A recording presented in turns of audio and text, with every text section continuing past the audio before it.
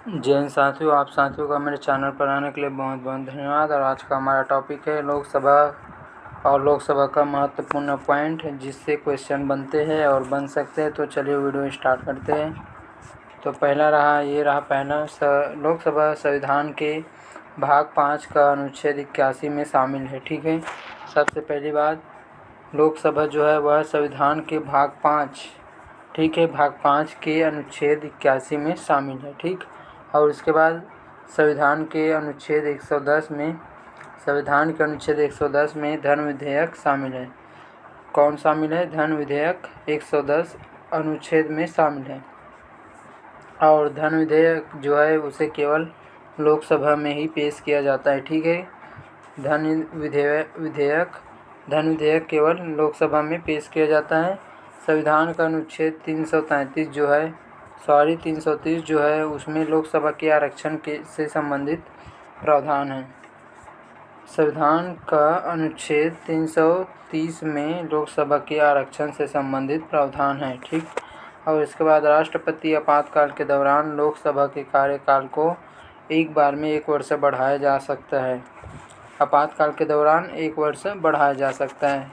और इसके बाद 42वें संविधान संशोधन 1976 के द्वारा लोकसभा का कार्यकाल 5 वर्ष से बढ़ाकर 6 वर्ष कर दिया गया था। कितने संविधान संशोधन के बाद? 42वें संविधान संशोधन 1976 के बाद। और फिर 44वें संविधान संशोधन 1978 के द्वारा लोकसभा के कार्य को पुनः दोबारा 6 वर्ष से घटाकर 5 वर्ष कर दिया गया। 6 वर्ष से घटाकर 5 वर्ष कर दिया गया। फिर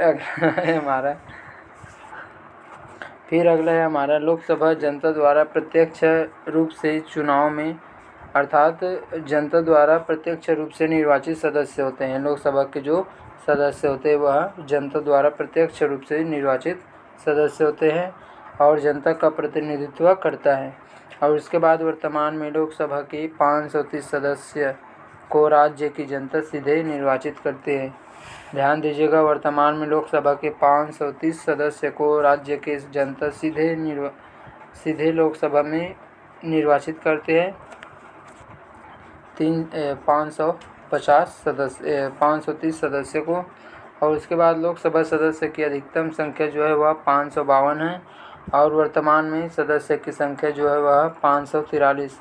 अधिकतम संख्या जो है सदस्यों की वह 552 और वर्तमान में है 543।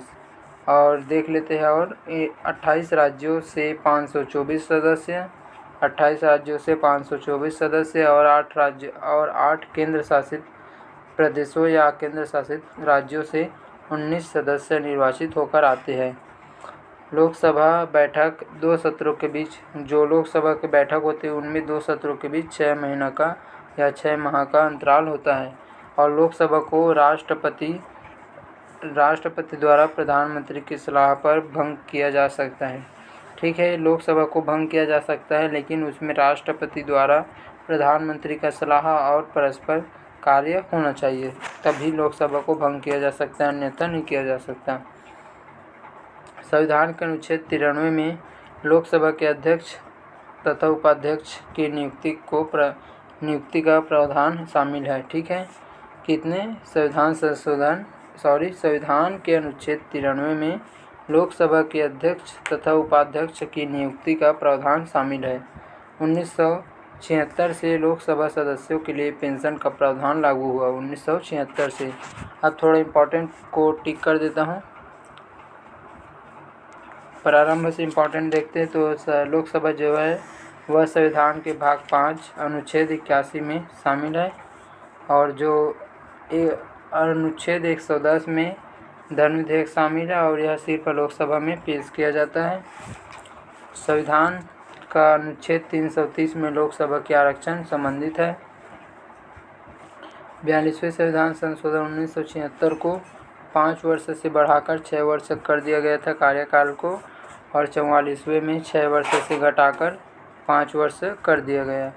फिर अगला है, लोकसभा के सदस्य को जनता द्वारा प्रत्यक्ष रूप से निर्वाचित किया जाता है और लोकसभा सदस्यों की अधिकतम संख्या जो है वह 552 है और वर्तमान में सदस्य की संख्या 553 है 543 है। और उसके बाद जो लोकसभा की बैठकों का सत्र है उसमें समय अंतराल जो है वह 6 महीने का होता है। 6 महीने तक ही उन्हें ब्रेक दिया जाता है और उसके बाद पुनः बैठक किया जाता है।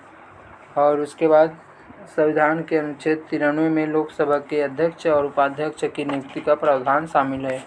मिलते हैं नेक्स्ट वीडियो पर। धन्यवाद।